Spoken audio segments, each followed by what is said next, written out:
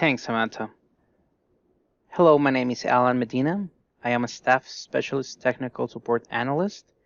I am going to talk about examples addressing common requests on Helix dashboards. This is the agenda. We are going to talk about the following items: features and common questions that we are receiving from the Helix dashboards community, choosing between form and SQL query type, what is best for you, how to use advanced functions on panel queries, how to use variables and links effectively, how to create and manage scheduled content.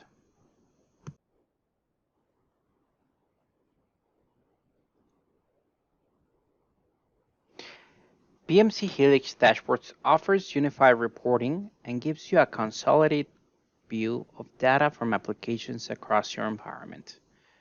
You can easily create, export, and share interactive dashboards with users within or outside your environment. You can view data from a lot of BMC products as shown here. Here are common questions that are being asked frequently, which are on the following topics. Query type. Choosing the right query type is important, so I will show how to use the form and SQL query types and differences between them. Advanced functions. We will verify how to add advanced functions to the panels. We will see some examples of the most frequently used functions on reports. We will look into how to use variables and links. Schedule content. We will verify how to create, modify, verify, and manage any scheduled content. Form and SQL query type. Which one should you choose? We only have two query types to choose from. It is form and SQL query.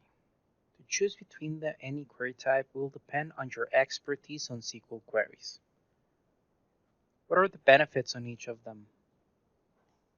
Form type is a more user-friendly for someone who understands where the data is stored and has a little knowledge on SQL queries, as this will tell you from which tables you are getting the information from. How are you joining the data from table to table? What groups by and filters you have on them? For the SQL type, it's more advanced for people with deep knowledge on SQL queries. As for this, you will have a clean canvas to write the SQL as desired. Let's jump into a demo of the application. Okay, let's jump into Helix dashboards. Let's cross launch into it. Now that we're on the initial homepage, let's go to create and let's create a dashboard. Here, let's select the option, add a new panel. As a testing purpose, we'll select the query type as service management. And we'll start with the type form.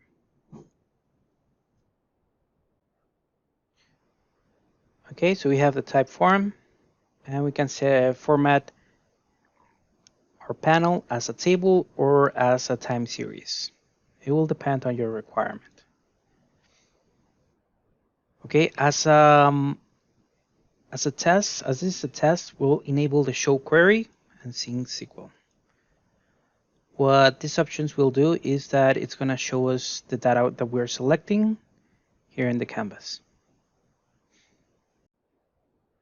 Okay, here we have the option to use the use distinct, fetch entries, manage daylight saving time,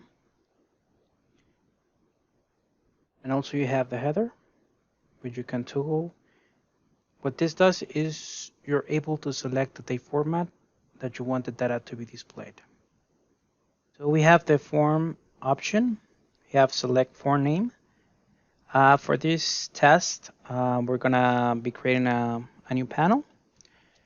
Here it will give you the list of all of the forms that belong to the AR system. As a testing purpose, we're gonna be using the HPD HPD help desk. Okay. Here in form, you have the option to add additional forms, but right now we're going to select first the fields that belong to this form, and then we're going to be able to select another form. Okay. So now that you have selected the form, you can select the field. You can look through the fields that belong to that form. But if you have the idea of what information you're going to display, you can just type in and it will give you the results of it. For this purpose, we're going to use company and we're going to select switch to table. Okay, now we're going to be able to see the information here. Okay, on the right side of column, you're going to see a plus sign. You can click on it to add additional fields. In this case, we're going to select incident number.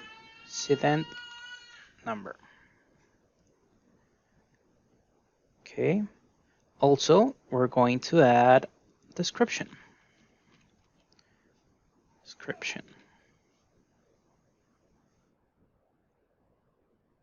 Okay. And you can see it's getting formatted as we want. We have company, incident number, and description. At the top, you have the alias of each field. If you want to change the alias, you'll need to click on alias and click on C1 or C2 or C3. If you click on it, it will give you predefined ones or the recommended values. In this case, we're going to choose their own name. And you can see it will be reflected at the top. Now that we have 3 fields in the form, let's add another form and create a join into that form. For that, you'll need to go to form and click on the plus sign. Okay, now you have a new field, a new form, okay, that you will need to select. As a testing purpose, we're going to use the task form, TMS task. Okay, now what we need to do here, we need to join both tables. Right now they're defined as individual, and for that you can click on the form. Once you have the second form selected, if you click on it, you're gonna have options. You're gonna have inner join, left outer join, or right or outer join. For this case, we're gonna use the inner join. Okay, now we have the inner join created. Let's define the condition of the join under join clause. Okay. For that, you can click on select column name. And in this case, it's going to be incident number. And from the task, we're gonna select the root request ID. Request ID. Okay.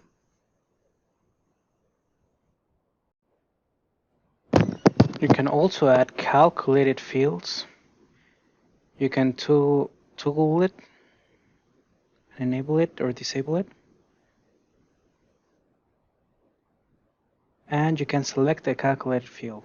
For this, the one that makes sense, which is predefined, is number of task.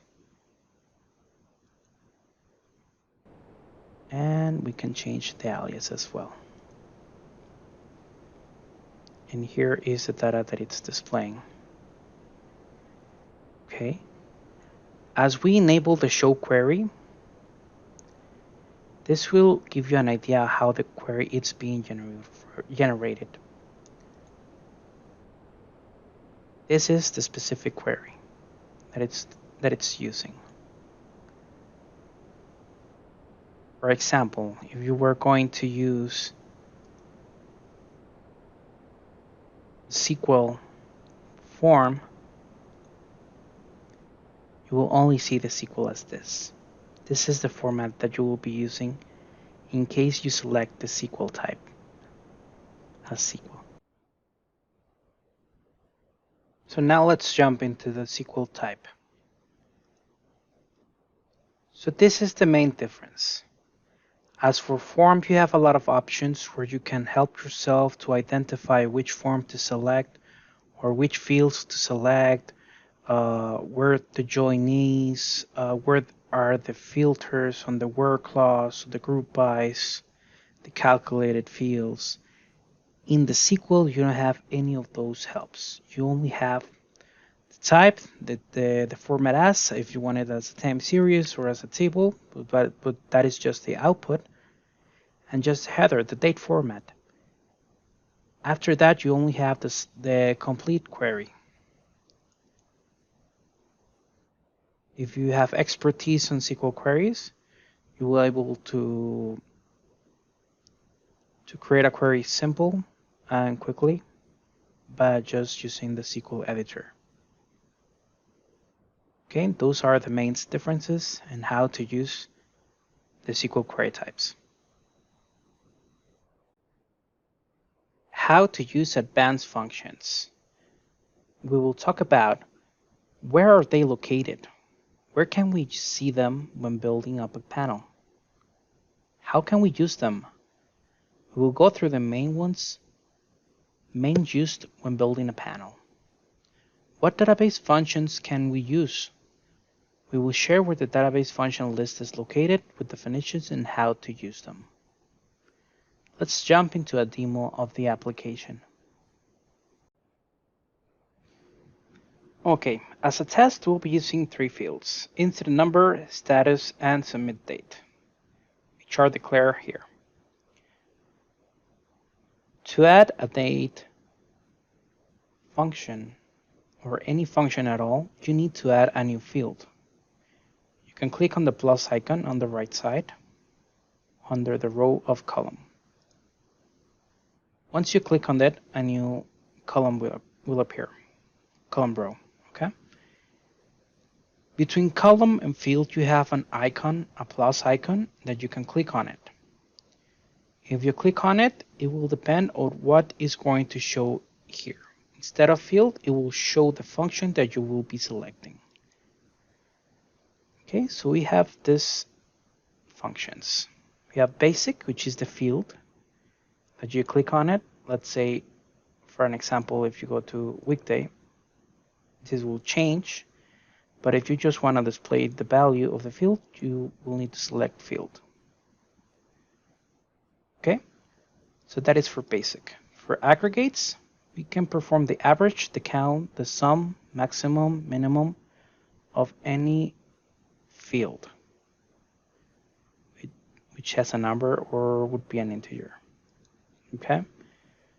For date, we can use any date field to get the weekday, the day, the month, the quarter of the year of that specific field. You also have the time to get the hour, minute, or second, and the string. If you want to get to lower or uppercase a specific string field, you can use this one, these two. Or if you want to L trim or right trim to remove spaces on the left side or the right side of that field. As a test, we're going to use the date field, which is most of the common. Let's say if you want to get the day of a specific field, here is selected and it will show us day. Now you need to select the column. Okay, we need to select the field that we're going to use for it. For example, we're going to use the submit date.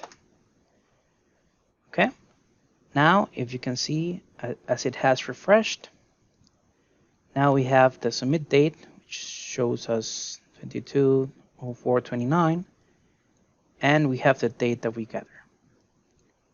This is an example of how the function works.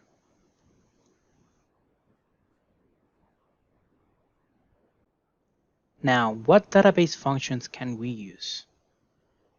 Here's a short list of the functions that we can use on queries.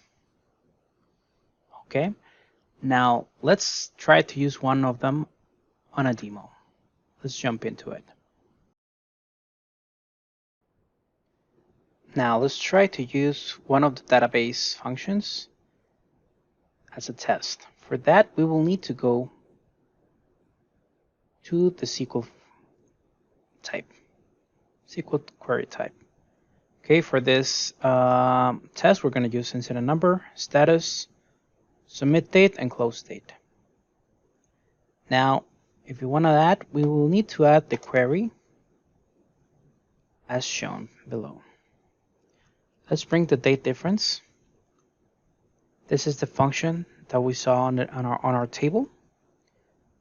We're going to get the date difference in days between one parameter and a second parameter. So for the first parameter, we're going to bring the submit date. And for the second one, we're going to bring the close date. Okay.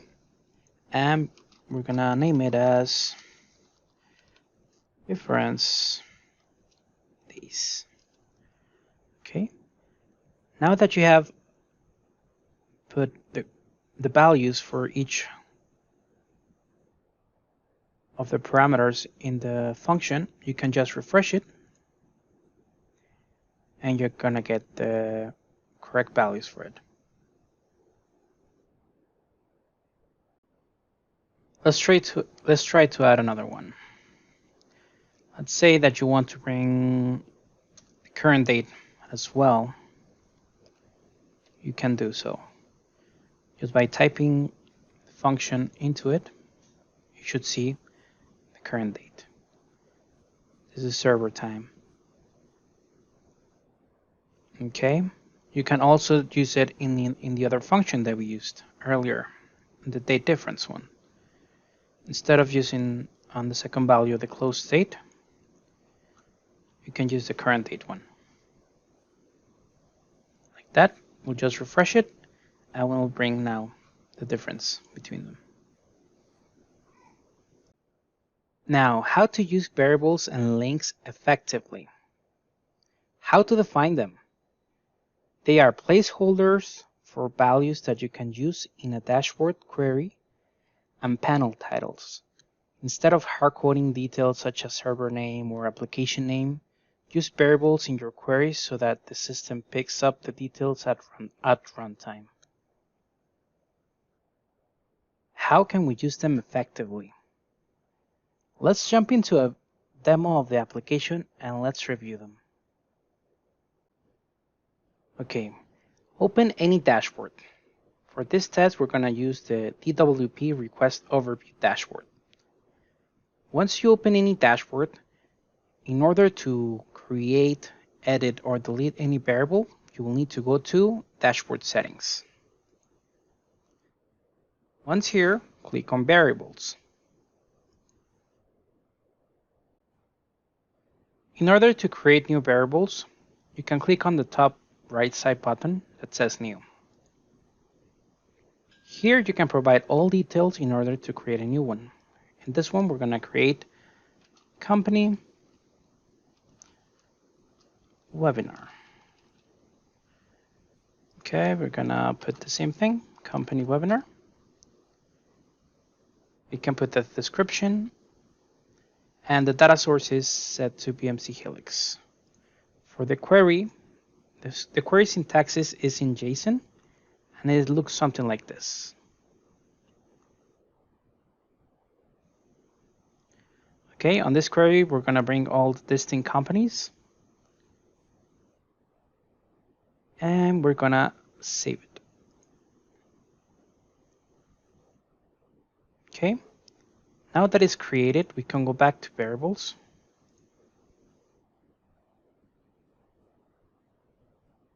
And you see now that it has been updated.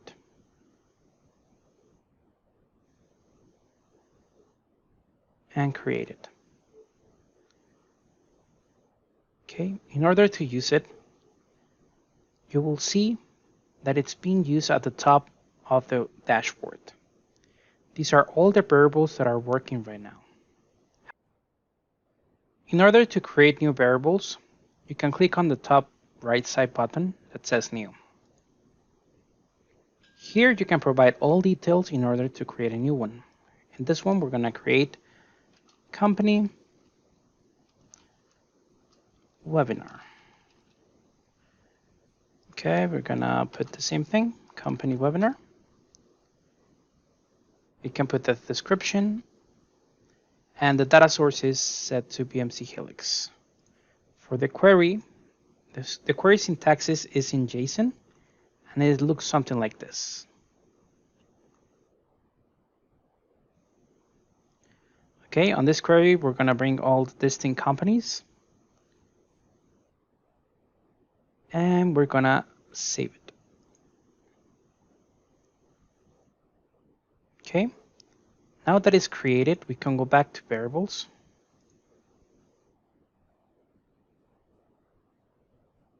And you see now that it has been updated.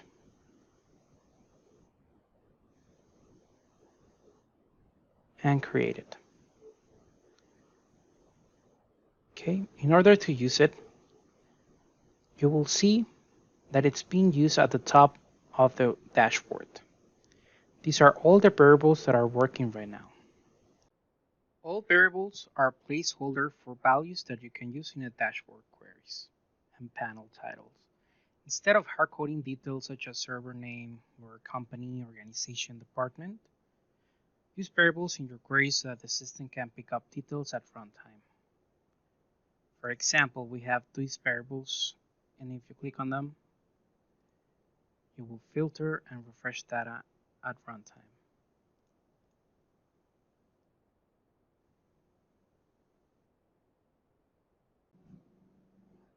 Now we're going to talk about links. You can configure links to other dashboards within BMC Helix dashboards, or you can use links to create cross launches to other BMC applications. As a test, we're going to create a link into another dashboard. We have here open the DW request upgrade view dashboard, and we're going to create a link into the incident dashboard. Okay, for example, to create that, you will need to first get the link of this dashboard. Okay, you can click on the share icon, and here you can create the link URL. Click on copy. Now let's go to the other dashboard. To create a new dashboard, you will need to go to dashboard settings. Click on dashboard settings and go to links. Click on add dashboard link. Here we're going to name it as DWP dashboard. And the type is going to be a link. I'm going to select the URL that we got from the other dashboard. And it's going to open in a new tab. Okay, you can select this as required. Okay, now we're going to save it.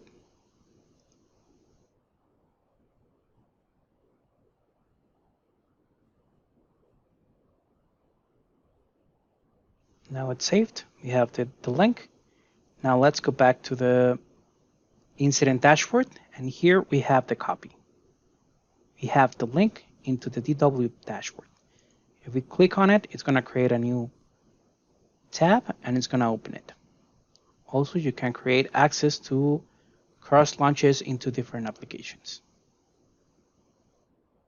Okay. How to create and manage scheduled content. We will talk about how to create a scheduled report, how to modify the content of each report, how to verify the history of scheduled reports and status, and the scheduled report branding. Let's jump into a demo of the application. To create a scheduled report, from the main menu, go to the Scheduled Reports option and click on Reports.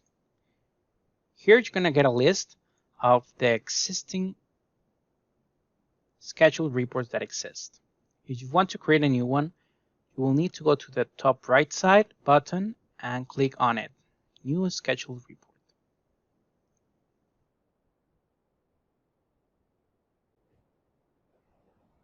Here you can select all the details for the new scheduled report.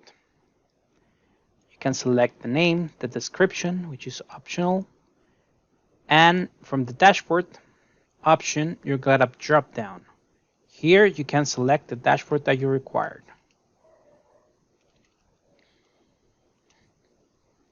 Okay, for this test, we're going to select Close Incident Metrics.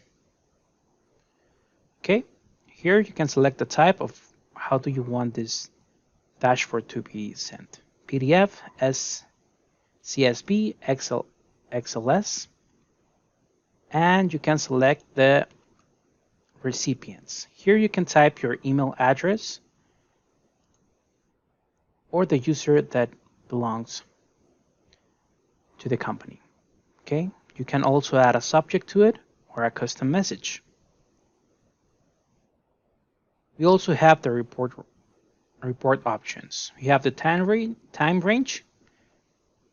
You can select for the last 5 minutes, 15, 30 minutes. This is how the data will be gathered. This will be a filter for the report when it's generated, the specific time range. Okay, you can select the dashboard variables. As default, use default variables. Okay, we can select the PDF styling as well, the orientation and the layout.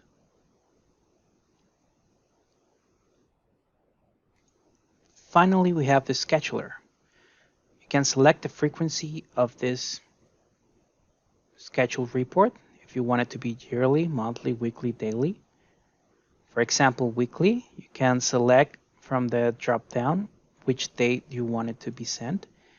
If you want it to be Monday, Wednesday, and Friday at, let's say, at 1 a.m. or 10 a.m. And you can select the time, the hour, the minute, and the time zone that you want it. Okay, for this test, we're going to select New York, and you can save it. Now, on the main page of scheduled reports, you're going to have the close incident metrics and the webinar. If you want to modify the scheduled report, you can select it, you can delete it, clone it, run it now, or disable it. Otherwise, if you want to change the frequency, you can open it, open the record, and change the type, the senders, the recipients, the styling, or the frequency that you wanted. Now, if you want to see the history of scheduled reports, on the scheduled reports menu, go to history. Here you'll see the list of the scheduled reports. And if you click on them, you can see all the runs that have passed. Last run was succeeded. If it fails, it will show as failed here. If you want further detail about this, you can click on it, and it will show you the report ID, the dashboard name, the recipients, you can see them, total runs, total failures. If it failed for a particular user, you can see it here. You can go to the dashboard itself, rerun it, disable it, or you can show the last 10 scheduled as well.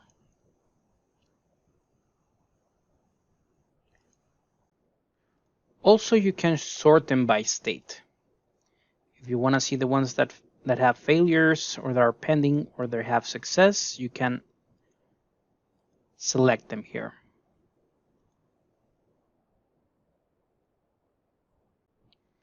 Also, you can see further detail on the main option on reports. If you go to the same page and go to the right side, you have the last sent. It hasn't been send. It will show you as well the view last 10 executed schedules, or you can see more information. More information when it was created, updated, and the next execution. Okay. If we see another one that has more details, it's going to show everything. The time that it took, if it was successful or not.